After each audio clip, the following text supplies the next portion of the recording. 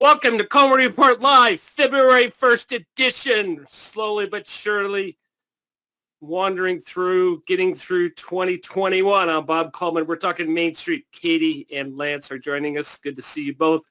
There are other certificates that be sure and download those. And if you want, we've done this for a couple of institutions. If you haven't downloaded them, but you have a list of the dates, send those to us and we'll get a letter off to you, and SBA will accept that as well.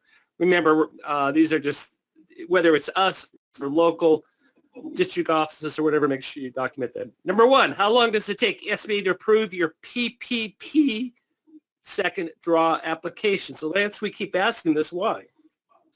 Well, Bob, of course, this round of PPP is nothing like the previous round where we put it into E-Tran and got immediate satisfaction.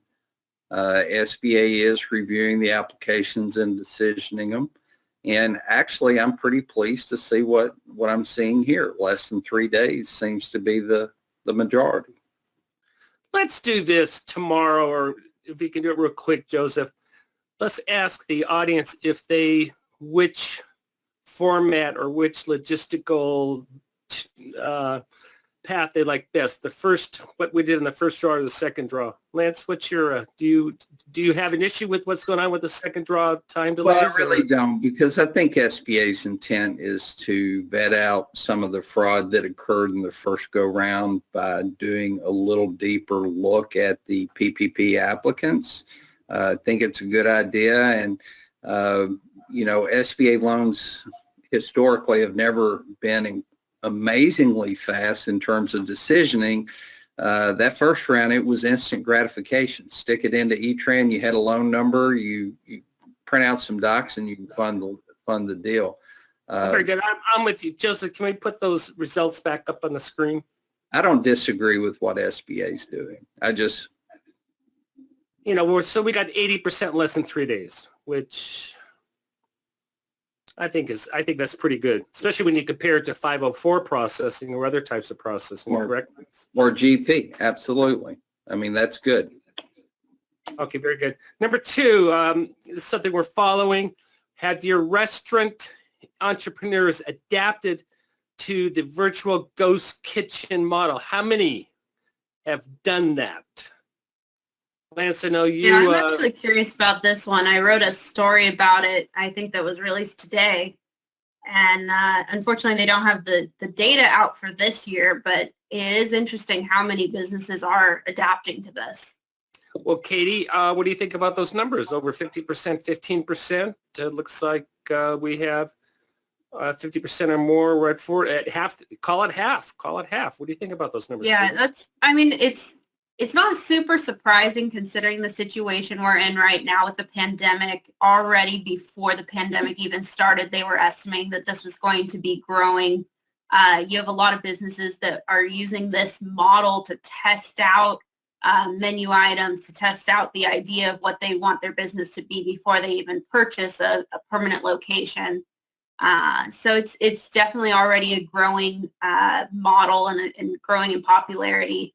I wouldn't be surprised if it sticks around for a while.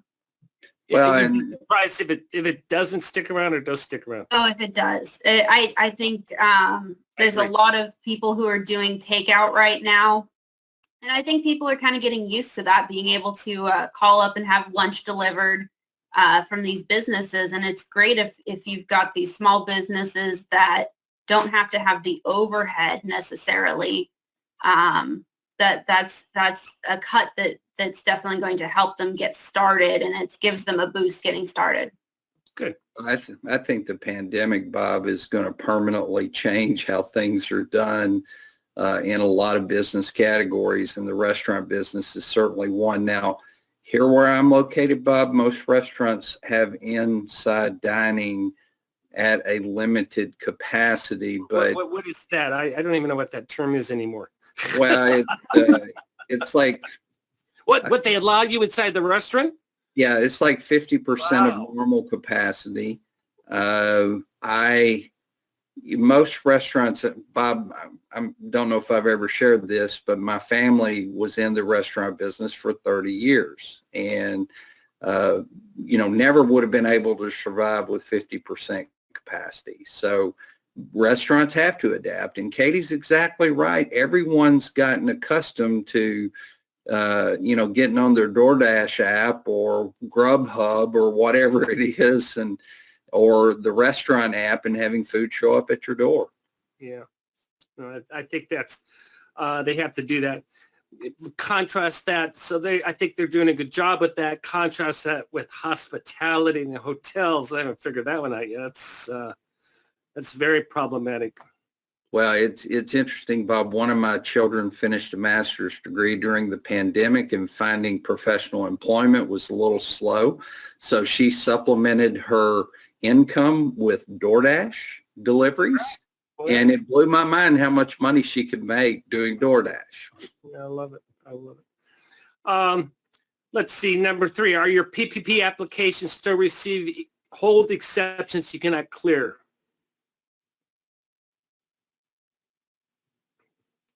I think the various hold exceptions, Bob, concern me more than the processing time. 3/4. And I know, Lance, you're going to do a webinar on this next week on how to solve those issues. Yes. Katie, SBA came out again. Their daily thing, I believe, is hit on Friday. What additional guidance have they given us, Katie? Yeah, so there's 3 new PPP FAQs, and before I get into each one of those, they do have a little disclaimer saying that they haven't applied all of the Economic Aid Act changes to the FAQ. So those changes are still expected. So FAQs will be updated again, but this is just 3 new ones, and they're general. They're not associated with forgiveness or anything like that. It's just the regular PPP for FAQs. The first one's talking about the Financial Crimes Enforcement Network, which they put out a FAQ of their own back in April. Apparently some lenders are confused whether they need to follow all those rules that are in that FAQ. There's only 2 rules in there that they're discussing. The first one is talking about due diligence and whether you need to get reevaluate existing customers when you're getting a PPP loan. They're saying that you do not need to do that with a existing customer. You can rely on their statements. The second FAQ from the Financial Crimes Enforcement Network is kind of similar. They're talking about whether they have their rule about 25% ownership and some of the things you have to gather when you have an owner of 25% or more. They're saying for current borrowers that are from your that have already been borrowing from your institution, you can rely on their statements. But if they're a new borrower, you're going to have to make sure you still get those name, title, ownership percentage, and things like that. The second FAQ the SBA released was on the Bank Securities Act, asking whether the lender can rely on first draw info for second draw. Their answer is yes, you can. If you are the lender who did the first draw, then you can most certainly rely on that first draw information. If you're handling a PPP loan, though, for a borrower who went to somebody else for their first draw, just take some due diligence, take a risk-based approach, make sure you have everything you need to really make those PPP loans. And the final FAQ from SBA was on the 500 employee limit and 300 employee limit for public broadcasting stations, which is a new category that's now allowed under the Economic Aid Act. They were asking whether that applies per location or how that's going to be handled. That those employee limits are per location, they confirmed. Great. And SBA released a Shuttered Venue Operator Grant Guide. What's happening with that? Now, these are not loans, these are grants, but these are customers of ours. So what do we advise our customers, Katie? Yeah, so this is another FAQ. It's done a little bit differently than the PPP FAQs that we're used to. It is really more just a guide on information about the program. Currently, the program is not open and accepting applications yet. They will be opening that up soon. However, they're going to start by focusing on higher priority businesses that have been shuttered with a higher revenue loss. So when they do go and open it, it's going to be 90% revenue loss or more at first, and then they're going to slowly open it up further and further. The 8-page FAQ really focuses on eligibility for these grants. And something that they really did clarify that's great is that if your borrower received a PPP loan before December 27th, they are actually eligible for this grant. Originally, that wasn't clear, so they will be able to get that. However, after that December 27th deadline, they cannot get a PPP loan. So on December 27th and after, that means they cannot get a second draw, and they won't be able to get a first draw if they didn't get a first draw before. Lance, where are you sending your customers when they inquire about this? Who do they contact about a grant? I don't know yet, Bob. I've got people that FAQs. I've got people I'm ready to point in the right direction, but we've not gotten any information about the application. I mean, we have some eligibility issue or information like Katie shared, but we don't have a place to send them. And there are many venues, concert venues, wedding venues that have basically been shut down, that this is going to be a great relief, and we need it to come on out and give us, Bob, I want to be able to tell that person, here's how you apply. Yeah. Katie, when you said it's not operational yet, when do we anticipate? The SBA website does not say when they're going to make it operational. They're just saying soon right now.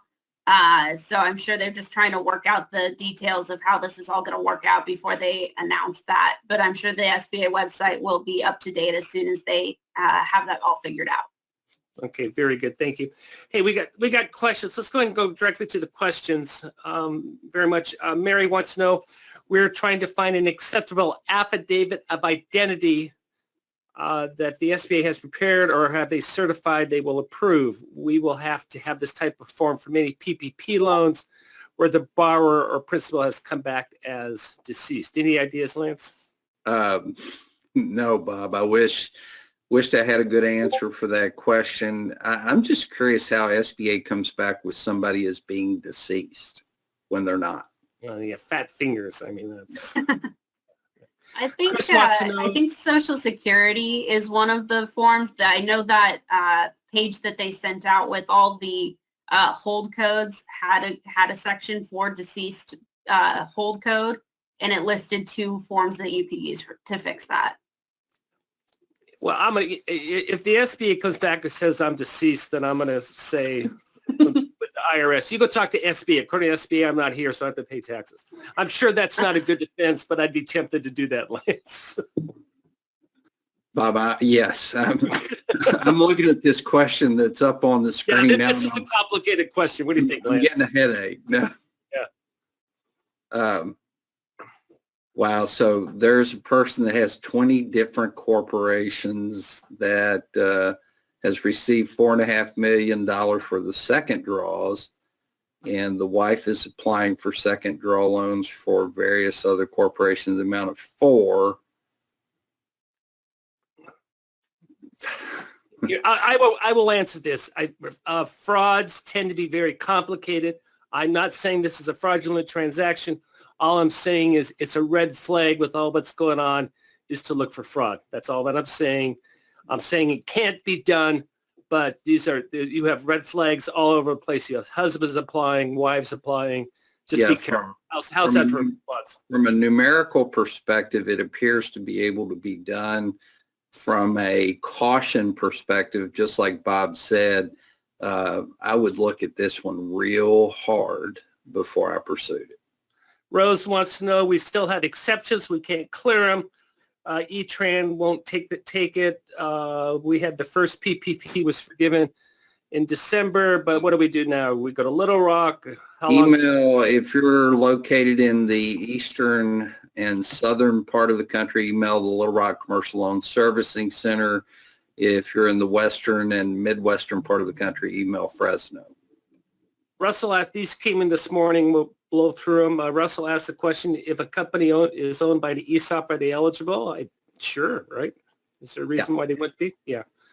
When refinancing, this is from Christian, when refinancing an idle loan, the rules are still the same, that only idle loans funded from January 31, 2020 through April 3rd can be refinanced. Is that true?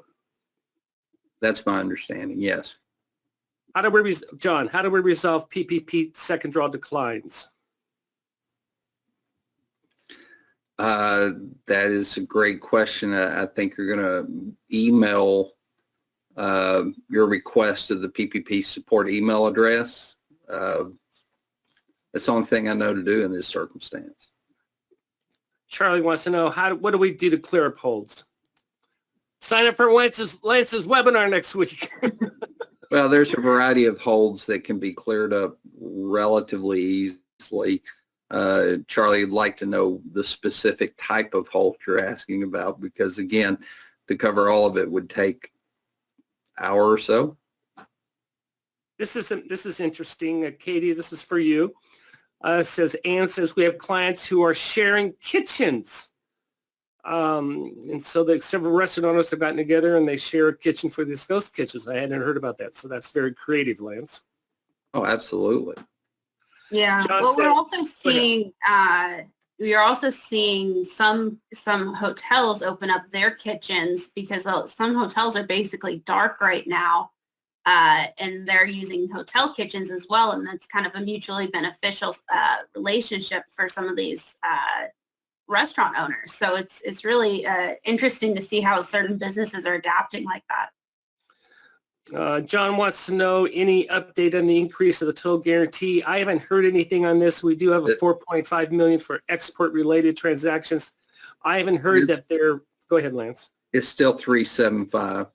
Right. And I haven't heard that they're going to be increasing that. Shane wants to know, has there been a resolution on the DUNS number denials? Is that from PPP? I have not heard of one yet. Shane. Corey wants to know, for the Shuttered venue grant, can a reception hall apply? Katie, this is near and dear to your heart, such as a wedding reception or a birthday party.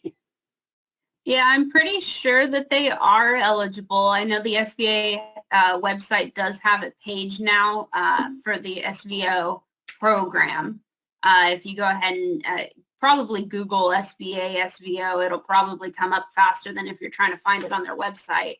But they do have a list of all of the borrowers that will be eligible for this grant. Yeah, and it's tragic, Lance. These stories come over every day. These venues that have been their third generation for years and years and years, and they have to close because these venues have zero income.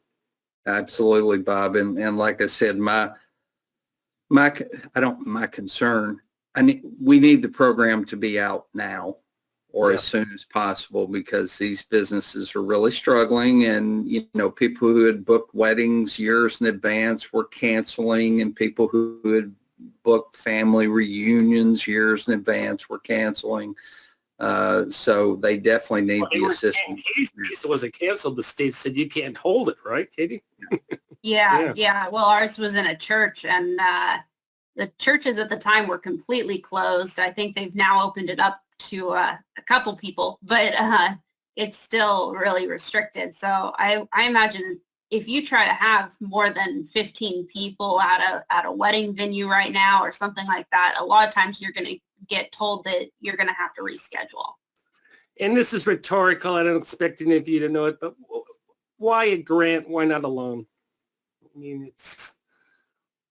Well, I think that not having to pay it back will be beneficial to these venues. Well, then why not a PPP style loan where the bank can lend it? Yeah, that's a good point. If it were a PPP style loan that's had the capability of being fully forgiven, it'd be just as good. We're going to do a webinar on next Tuesday on PPP, everything we want to know on Code 72, which encompasses hospitality, the venue business as well, obviously, as restaurants. And then Lance is going to do his webinar on Thursday on borrower codes. Lance, that's going to be a fun one to do. Yes, absolutely, Bob. I think people will be very interested in that. And then we're doing the PPP non-72 SIC the following Tuesday. So we have a lot of offerings for you to guide you through these interesting times. Lance, good to see you. Mom, okay? How's she doing? Getting better every day. Good. Glad to hear that. Good. Katie, good to see you. And thank you all for joining us today for Coleman Report Live and for supporting America's Main Street, one entrepreneur at a time. Have a good afternoon. Have a great day.